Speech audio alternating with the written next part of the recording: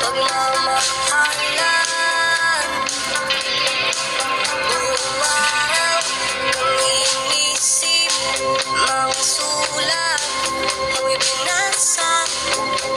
Paano ba titigil ang pagluha na gawa sa pagmamahal?